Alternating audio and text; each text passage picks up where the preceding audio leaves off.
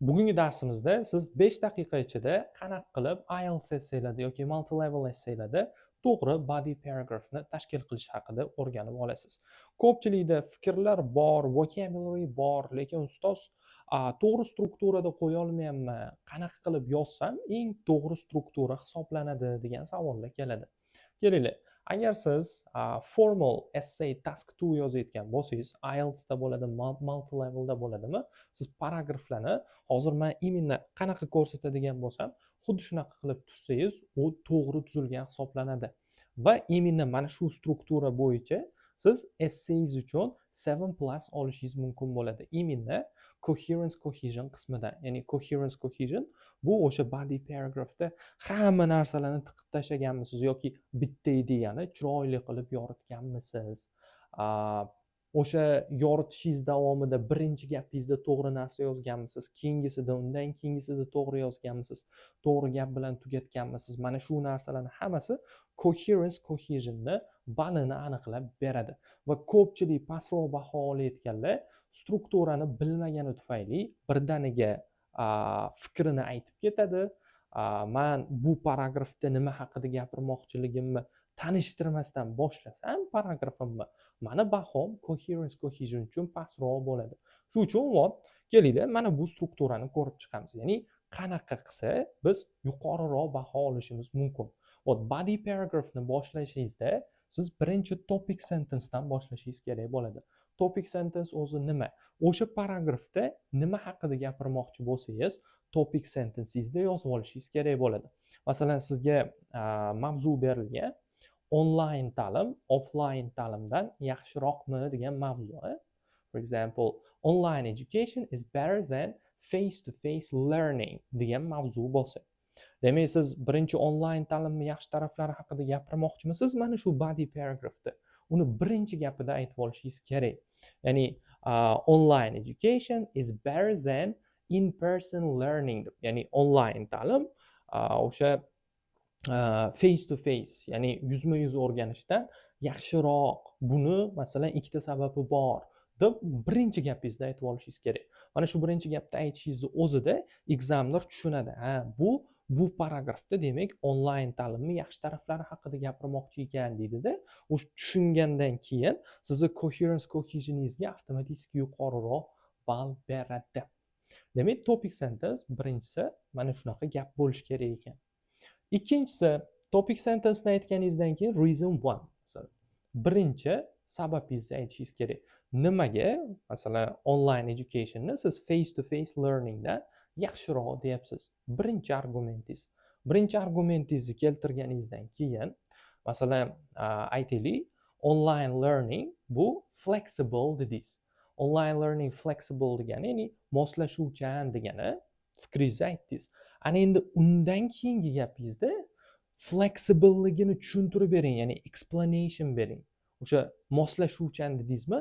Qanaqasiga u moslashuvchan tushuntirib bering fikringizni. Ya'ni masalan, boshqacha qilib aytganda, odamlar o'zi xohlagan vaqtda, o'zi xohlagan joydan turib onlayn ta'limni ola olishi mumkin. Mana ko'rdingizmi, o'sha moslashuvchan degan mana bu yoqda hali oxirigacha yetkazib berilmagan fikringizni keyingi gapingiz ochib beryapti. Ana endi undan keyin o'sha moslashuvchanligiga, odamlar xohlagan joyida, xohlagan vaqtida ko'ra olishi mumkinligiga example, misol berib keting. Ya'ni fikringizni to'g'riligini real hayotdagi misoli bilan keltiring. Masalan, onlayn ta'limni qaysi platformalar orqali hozir olinyapti? Odamlar qanaqa qilib bundan foydalanyapti? Real hayotdagi misoli. Va oxirgi gapingiz beshinchisi, result, natija. Ya'ni aytaylik, o'sha xohlagan joyidan turib, xohlagan vaqtida o'rganyapti dedingizmi? Bundan kelib chiqadigan natija qanaqa bo'lyapti? Oxirida mana shu gap bilan tugatasiz. Demak, 5 ta gap bo'ladi. Mana shu 5 ta gapni chiroyli, grammatik xatosiz, vokablarini joy-joyiga qo'yib yozib beradigan bo'lsangiz, sizni body paragraph, именно mana shu bitta body uchun bodyingiz coherence cohesion, ya'ni gaplaringizni bir-biriga bog'liqligi, paragraf va strukturasining to'g'ri tuzilganligi bo'yicha ancha-muncha yuqori baho olishingiz mumkin bo'ladi. Hozir aytgan gaplarimni mana bu yoqda joylashtirib ko'ramiz. Hozir men qaytib kelaman. Davom etamiz. Boya tushuntirib chiqqan har bitta strukturamizga men gaplarni yozib chiqdim. Demak, topic sentence'ga nima yozdim? Online learning is superior to face-to-face education in certain ways. Ya'ni online ta'lim face-to-face ta'limdan ko'ra ustunroq dedim. Ma'lum bir jabhalarda in certain ways. Demak, qaysi jabhadaligini endi aytishim kerak. Reason 1. Firstly, learning through the internet is much more flexible compared to traditional learning. Ya'ni an'anaviy ta'limdan ko'ra, mana bu online ta'lim, internet orqali o'rganish flexible dedim. Ya'ni moslashuvchan dedim. Ko'proq moslashuvchan. Ana endi tushuntirib berishim kerak. Qanaqasiga moslashuvchan? To explain, tushuntiradigan bo'lsam, people can incorporate their studies and work, ya'ni odamlar ishi va o'qishini birlashtira oladi, incorporate, ya'ni birga olib keta oladi by taking online courses, ya'ni online kurslar olish orqali, depending on their personal preferences, ya'ni o'zini shaxsiy talablaridan kelib chiqib, ya'ni bu degani o'sha moslashuvchan degani. Keyingisida example, misol berdim xuddi shunga. Ya'ni haqiqiy hayotda qani odamlar online kurs olib nima foyda topa oladi? What? Those who work in full-time job positions may have an opportunity to acquire knowledge after working hours. Ya'ni o'sha full-time job positions degani ertalabdan kechgacha ishlaydigan odamlar. Ertalabdan kechgacha ishlaydigan odamlar nima deydi? Bilim olishi mumkin o'zini ish soatlaridan so'ng. Ya'ni online ta'lim ularga shunaqa imkoniyat beradi. What? Real hayotdagi misol. Ana endi result oxirida bundan kelib chiqadigan natija nima bo'ladi? Xo'p, ular ishdan keyin o'qidi. Bundan kelib chiqadigan natija, as a result, natijada they can contribute to the development of their companies more.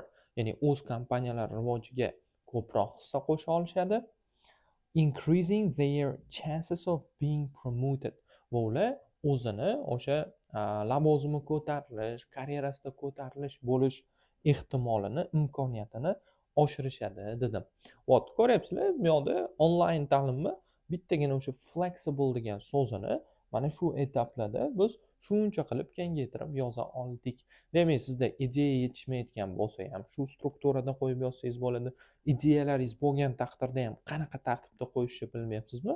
Xuddi shu strukturada qo'ying va bu struktura o'sha eng to'g'rilaridan biri hisoblanadi. Sizda coherence, cohesion, ya'ni gaplaringizni to'g'ri strukturada tuzganmisiz yoki yo'qmi, shuni tekshiradigan yo'nalish bo'yicha bahoyingizni ko'tarib beradi. Bu yo'nalish esa sizni umumiy writing balingizni 25% tashkil qiladi. Chunki bizda alohida grammar bo'yicha baholash bor, vocabulary bo'yicha, o'sha savolga qanday javob berganingiz bo'yicha va to'g'ri strukturada yozganingiz bo'yicha. Demak, 4 ga bo'ladigan bo'lsa, 25% balingizni mana shu struktura tashkil qilib berar ekan. Foydali bo'ldi degan umiddaman. Bundan keyingi barcha insholaringizda mana shu strukturani ishlatib ko'ring va ideyalarni chaqirishga ham oson bo'ladi, balingizni ko'tarishga ham ancha-muncha yordam beradi. Siz bilan Teacher Bobur bo'ldi. Keyingi darslarda ko'rishamiz.